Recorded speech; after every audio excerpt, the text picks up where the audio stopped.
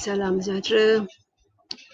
Untuk bunyi bahasa, okay, kalau anak anda perhatikan, saya berikan contohnya fricative dental bersuara, fricative alveolar bersuara, fricative alveolar tak bersuara, fricative dental tak bersuara. Kalau anak anda perhatikan, ya, apa yang saya berikan ini, saya rujuk kepada IPA, carta IPA yang diberikan oleh International Phonetic Association Organisation yang telah dikemaskinikan sehingga 2015.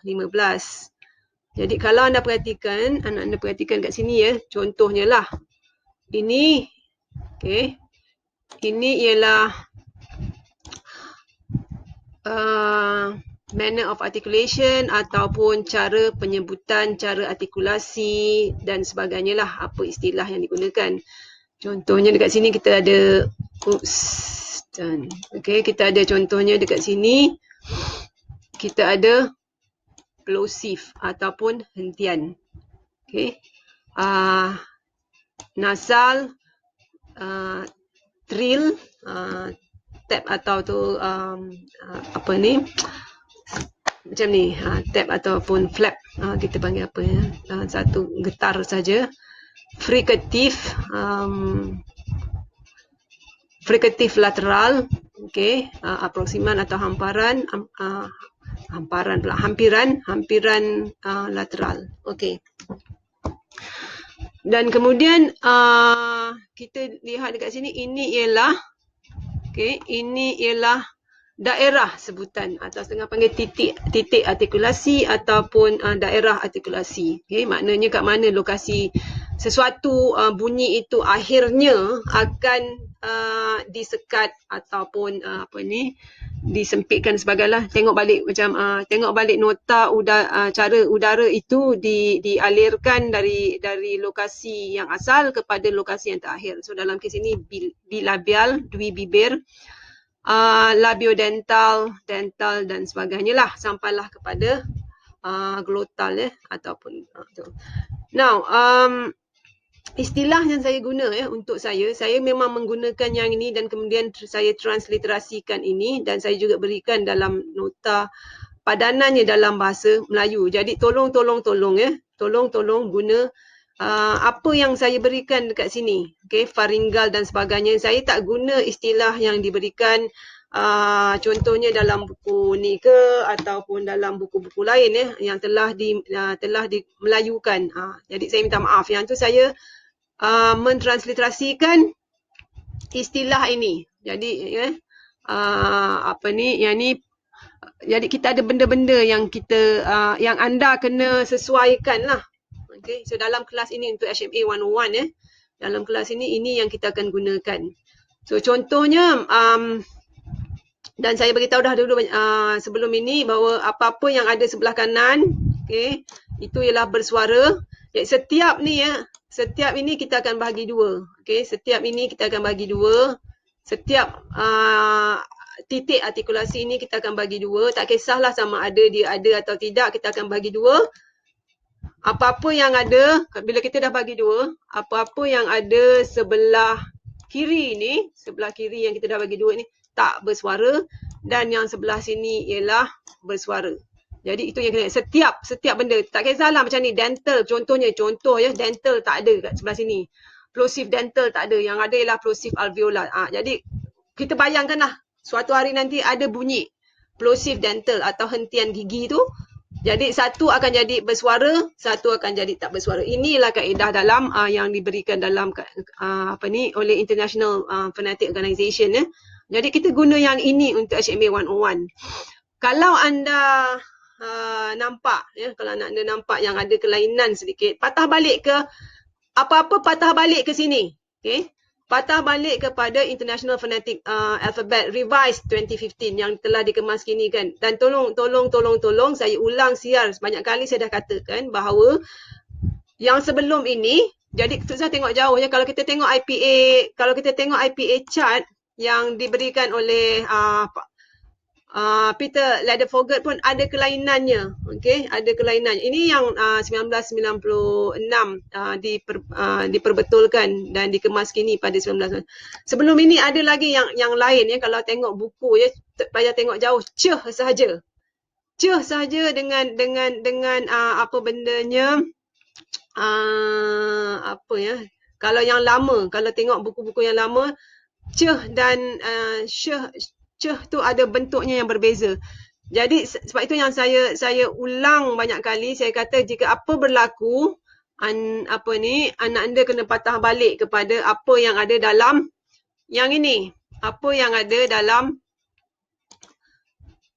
IPA, nampak ni International Phonetics Organization. Yang ni ambil yang ini, kemudian ambil yang sekarang ni, yang terkini 2015. Kalau ada lagi yang terkini, kita ikut yang terkini. Tapi buat masa ni dalam kelas kita yang saya dah semak banyak kali lah 2015.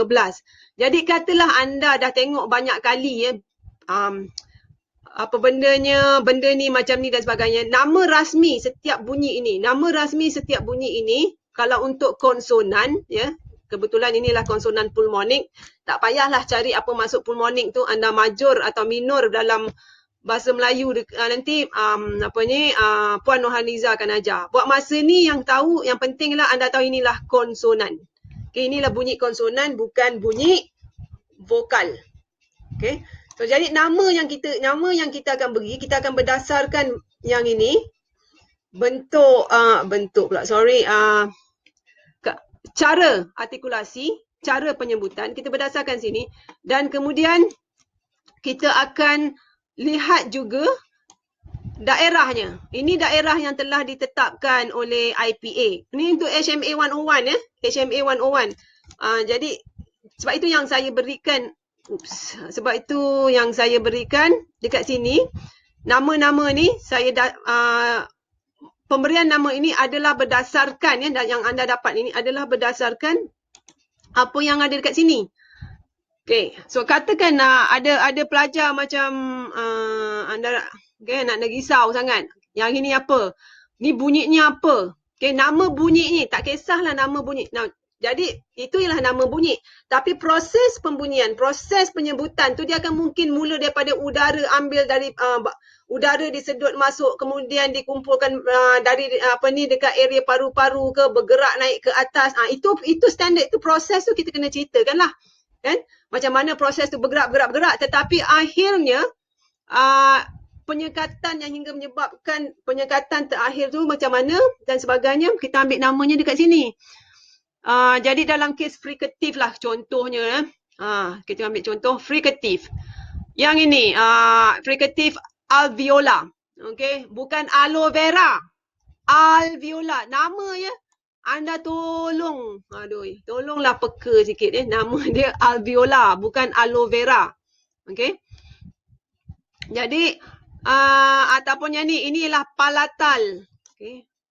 Bukan palat. Saya tahu ada dalam bahasa Melayu, dialek tertentu ada guna palat, tapi kita palatal. Jadi extra sensitif, peka, okay, sikit dengan nama-nama ini. Jangan sewenang-wenangnya kita ubah suara. Jadi yang ni ialah pharyngal. Okay, ejaan dia pharyngal. Uvular.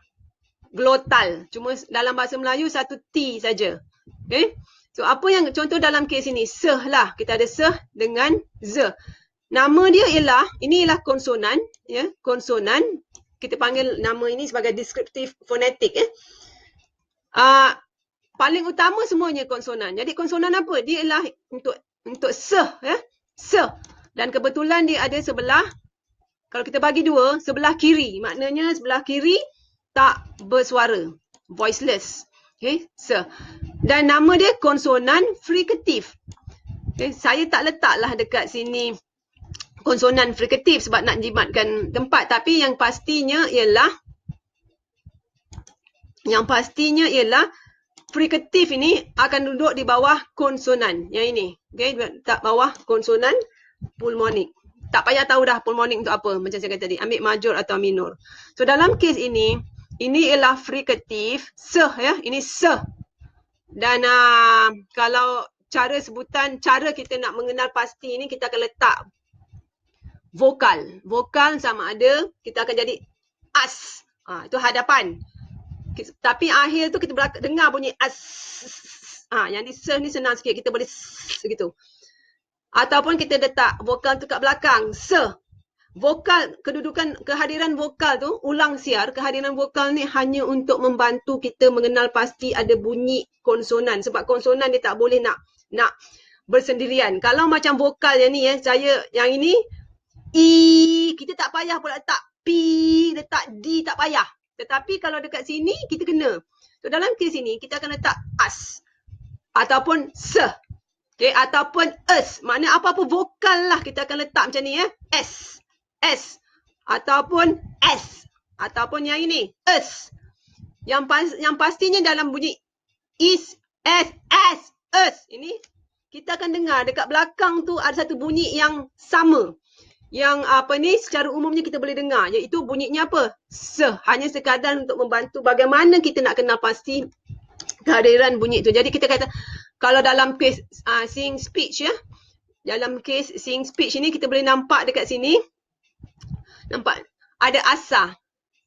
Ada ini, isi. Okey, ada asa, ada isi. Dia letakkan dua konsonan, dua vokal depan belakang. Itu. Jadi, tapi nama dia, nama dia frikatif, alveolar, tak bersuara. Ini ialah konsonan, konsonan polmonik frikatif tak bersuara. Kita jangan ubah nama ini. Cara penyebutan itu now. Ini yang anda kena tengok dekat sini. Okey, dari mana pergerakan ni mungkin kita ambil animasi Animasi ni itu sikitlah. Dia tak mengganggu sikit kan. Okey, ni animasi. Pergi dekat sini. Okey. Bila animasi, memang daripada awal, ini kita tunjuk bahagian kepala je kan. Tapi cara penyebutannya macam saya kata, kita ada sistem penghasilan bunyi yang melibatkan daripada bahagian paru-paru dan bagaimana udara itu kita sedut masuk, kemudian kita keluarkan. Tetapi udara ni akan bergerak berap ini, sampailah dia sampai dekat area yang bersesuaian dekat sini. Okay, area yang bersesuaian, contoh dalam konsonan alveolar frikatif ni dekat mana alveolar tu. Jadi kalau kita mainkan, jadi anda bila nak jelaskan, kat mana kita boleh nampak lidah yang paling aktif tu, dia akan tersentuh dekat mana dan menghalang, menyekat bagaimana bunyi itu supaya kemudian bunyi itu akan dilepaskan. Jadi yang itu yang anda nak kena jelaskan. Tak kisahlah dia bergerak jangan kata dalam mulut ni ada ni, lepas ni, tapi apa bendanya saya rasa dia bukan alveolar sebab dia melibatkan benda-benda lain. Itu bukan. Yang kita nak tengokkan sekarang ni ialah namanya, akhirnya kalau kita kata seh tengok ni. Nampak? Tengok lidah tu dekat mana? Lidah ni dekat sini ni kat mana? Ada dekat sini. Alveolar tu dia letak dekat mana? So itu yang anda nak kena tahu. So kalau tak tahu, tengok juga buku-buku biologi ataupun buku-buku sains Alveolar tu letak dekat mana? So ulang balik yang ni. Kita ulang balik yang ni, kita boleh nampak. Mungkin kalau kita guna yang ini, kalau kita guna tetapi kita guna kalau kita guna MRI ni, mungkin sebab dia gelap kan. So kita tapi kita nampak lidah tu. Kita boleh rasa sendiri lidah tu dekat mana. So lidah tu sangat itu. Jadi lidah itu akan menjadi penghalang kepada bagaimana arah udara itu nak dialirkan keluar. Sebab itu yang kita kata bila lidah tu ada dekat Okey, dalam phonetics ni dia pelik sikit dalam phonetics ni. Dan saya kata kena exaggerate. So kadang-kadang kita rasa macam tak nampak pun benda-benda ni. Tapi kalau dekat sini kita akan perasan kita punya lidah ni, lidah kita ni dia macam ada, ataupun asa, dia isi, dia ada lokasi tersentuh dekat sini ni lidah kita bukan satu lidah bukan yang ni, tapi dia dekat, kita kata macam hujung lidah. Tengok balik yang apa yang saya kata, lidah tu ada bahagian-bahagian dia. Jadi kita again untuk lebih detail major atau minor bahasa Melayu. Tapi dekat sini kita paling-paling kita kata hujung lidah lah. Ada bahagian lidah yang depan tu Di bahagian lidah yang depan tu dia pump sikit kena dekat kita punya area alveolar tu. Jadi itu yang kita nak katakan. Sebab itu yang nama dia, yang akhir sekali, benda ni nama dia fricative alveolar tak bersuara. Katalah pelik sikit lah. Siapa yang dapat ni kan? Yang ini. Ni. Okay. Nampak tu? Lidah tu macam mana bergerak dia. Okay. Ini yang kita guna MRI. Kita tengok macam mana ihi. Okay. Kalau tak nampak yang ini, anda boleh tukar IPA dekat ni. Ini okay, mengapa saya guna seeing speech ni? Bila seeing speech ni kita lagi nampak apa yang berlaku lah. Okay, kalau saya pergi dekat IPA ni, anda hanya membayangkan saja glottal tu kat mana. Kita tahu glottal tu ialah ruang kita ada pita suara, ruang sama ada yang saya kata dulu ialah sama ada ruang sempit itu pun ataupun ruang pokok Christmas kan. Jadi itulah glottal. Jadi bila kita glottal tu itu. Sekejap tak pasti ultrasound ni macam mana. Kita tengok okay. Apa yang keluar. So ada tiga. Let's see. Okay. Ini menggunakan ultrasound. So tengok apa yang keluar. Okay. So kita maknanya okay, janganlah pula pergi tukar ke nama dia fricative laring sebab dalam laring ada apa ni lokasi laring. Saya pun dah tengok apa ni. Let me see kat sini. Laring.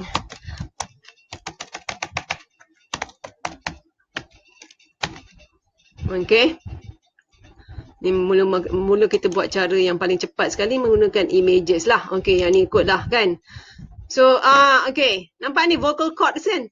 So, jangan pula cerita dalam laring. Tak ada ya. Tak ada bunyi fricative laring. Tak bersuara. Tak ada. Ini IPA mereka dah tetapkan berdasarkan lokasi-lokasi tertentu. Sekatan.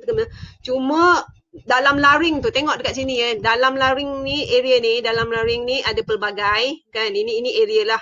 Kalau saya salah dalam bidang biologi tu, badan manusia ke anggota organ dan sebagainya itu sebab saya bukan orang biologi, saya juga bukan orang daripada bidang medical dan sebagainya. Jadi kita andaikan daripada gambar inilah kan. Vocal cords, dalam vocal cords yang ini ada benda Allah ni. Ada dalam vocal cords tu. Kat sini, nampak ni? Okey, kita ada glottis kat vocal cord yang ini kan.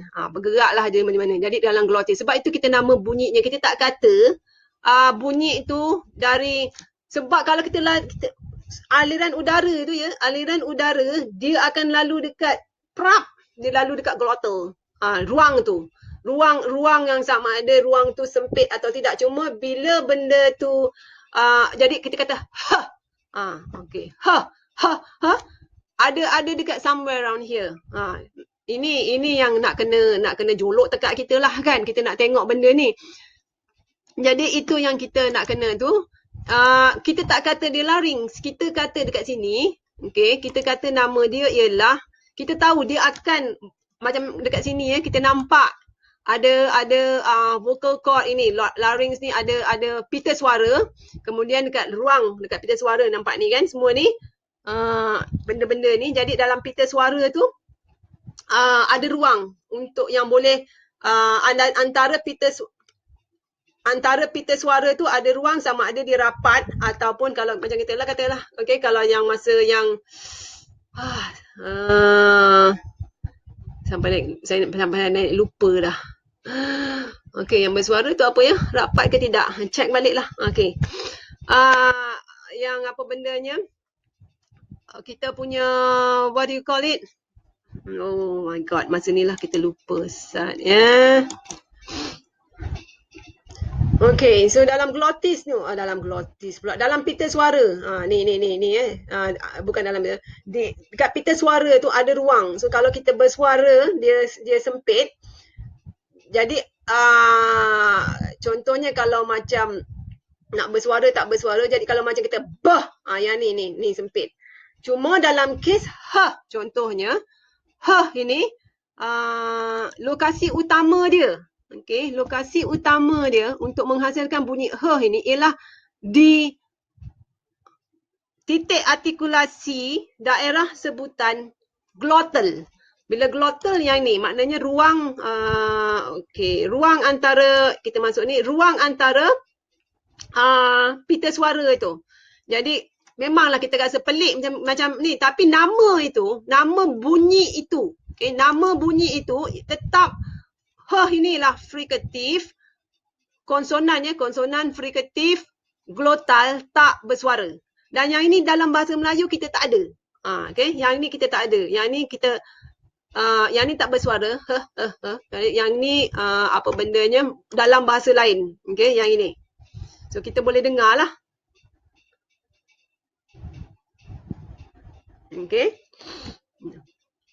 Nak menyebut pun apa ni, kalau kita dengar yang ni, tengok yang ni.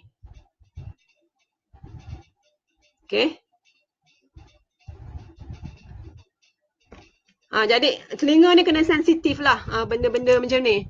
Sebab kita bukan penutur kandung untuk bunyi ni. Jadi kalau kita nak buat pun begitu juga dengan macam Professor Beck yang tadi kita guna tu, itulah suara Professor Beck. Jadi yang ini pun beliau pun kita hanya meniru sedekat mungkin bunyi yang bukan bunyi dari bahasa natif, bahasa ibunda, bahasa yang kita lazim dengar. Jadi kita hanya meniru dan mungkin tidak tepat. Dan kalau nak dapatkan ini, kita terpaksa mendapatkan dari bahasa penutur kandung, penutur natif, penutur ibunda bahasa tersebut bagi menghasilkan bunyi yang begitu tepat sekali. Sebab itu yang kadang-kadang ini kita patah balik bunyi ni. Kita ada click language. Saya ambil click stop sekejap. Kalau ini kita tengok, saya tak pandai nak sebut. Inilah bahasa apa ni? Kosa klik ni. Mungkin kosa pun sebut kosa.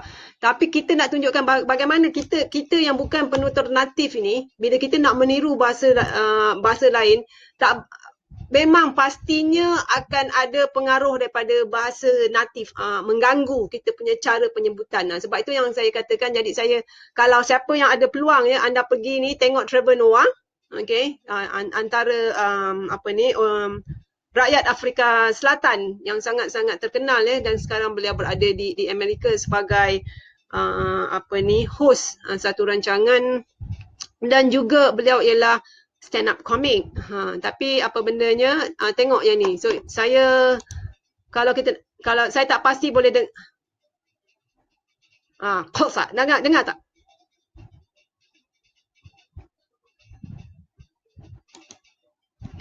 So kita dengar yang ni lagi sekali.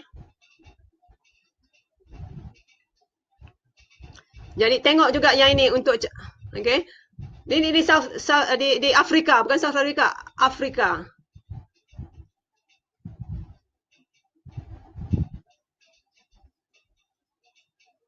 So tengok yang ini, macam mana bunyi itu dilakukan. Dan pergi juga dekat sini. Bahasa klik. Jadi saya nak bagi tahu dekat sini ialah, bila kita nak menuturkan, kita nak meniru sebutan ni, kita mungkin tak dapat. Tetapi dalam ni ada Damara pula.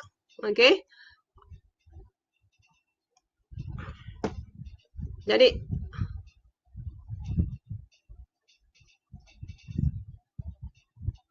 nak dengar tak klik dia? Itu.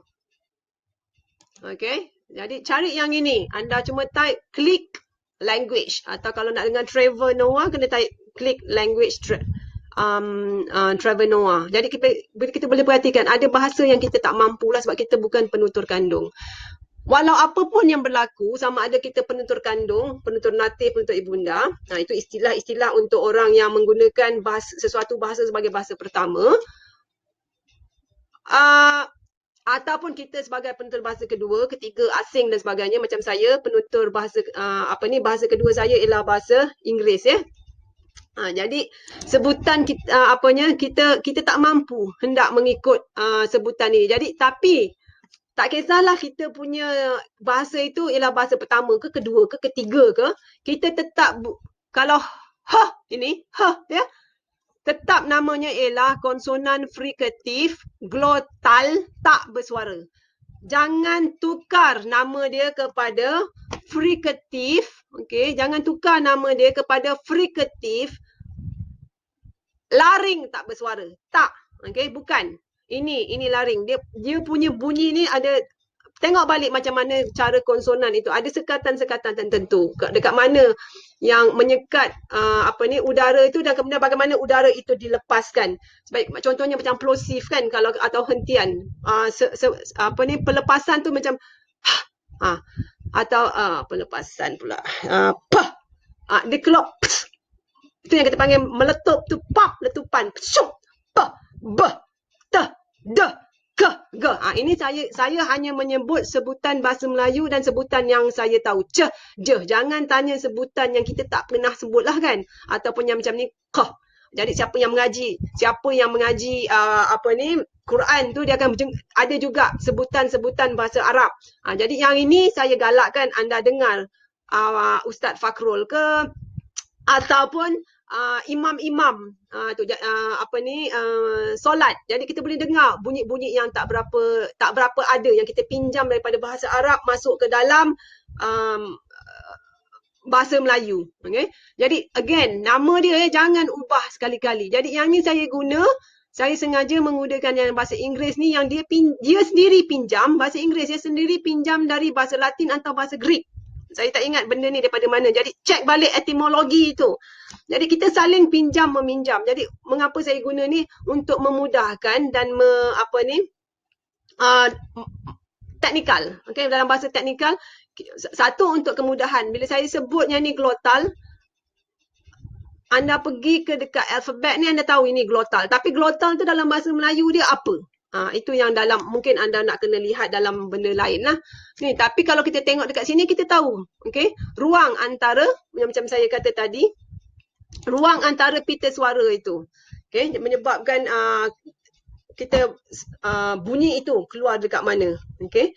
Yang ini yang kena ni. Jadi saya ulang balik banyak kali. Tolong jangan ubah nama. Tolong jangan ubah nama. Ikut balik benda ini. Itu yang anda kena faham. Ikut balik namanya ikut sini. Serupa juga dengan vokal. Kita ada yang ni sempit. Okay. Separa sempit. Luas. Kemudian kita ada depan, tengah, belakang. Okay. Dan kita ada tambahan lagi tinggi atau rendah. Jadi kalau macam ni I, ini memang sempit. Depan. Okay, depan dia memang sempit dan kebetulan dia tinggi. Jadi kita kata I. Beza dengan ini. Ini A. Dan kita nampak boleh perasan kita punya ni A. Macam tu. Luas. Jangan malu untuk nampak macam kita berlakon sengaja melebih-lebihkan. Dalam phonetics memang kita terpaksa untuk melebih-lebihkan sesuatu penyebutan tu supaya kita boleh rasa dan bukanlah rasa macam kita pegang ni tak ada tapi kita boleh lalui. Jadi kalau saya kata I, anda boleh nampak benda tu. Jadi nama ini jangan ubah. Inilah nama yang ditetapkan oleh IPA. Adalah sebab badan-badan ini kita. Ini untuk HMA. Okay? So kalau nak nama lain ke, nak cara lain ke, nanti anda majur dalam bahasa Melayu atau minor dalam bahasa Melayu dan anda boleh belajar dengan lebih lanjut lagi daripada Puan Nurhaniza. Buat masa ni, ikut yang ini. Okay? Jangan pula kata villa ni letak dekat sini. Jadi dia kan, sebab dia ni, dekat dia sebab villa tu dia sebenarnya, dia dekat dengan palat, dia langit keras. Jadi macam mana dia mungkin, sebenarnya dia sebenarnya bunyi lelangit keras, bunyi lelangit lembut. Tak ada. Kita guna yang ini. So ini ke. Okay, tolong ikut yang ini. Cuma macam saya kata, proses itu dia melibatkan macam mana sekatannya berhenti dekat mana. Lepas tu dia ada macam kita lah naik kereta ini metafora. Kalau saya nak balik ke Muar contohnya, kalau saya nak balik ke Muar. Daripada Taiping saya akan keluar tol dekat Cangkat Jering ataupun dekat Kemunting. Okay? Taiping Utara atau Taiping Selatan. Okey, saya dah keluar. Itu macam metafora lah tu. Suara daripada mana kita nak bergerak? Daripada rumah saya bergerak keluar ke tol Taiping Selatan. Jadi udara tu naik. Ini metafora Jangan pula kata dalam bunyi ada pula naik tone dan sebagainya. Tak ada. Daripada situ, daripada cangkak jering tu, kemudian saya berhenti. Selalunya saya akan berhenti dekat RNR Tapah. Okay.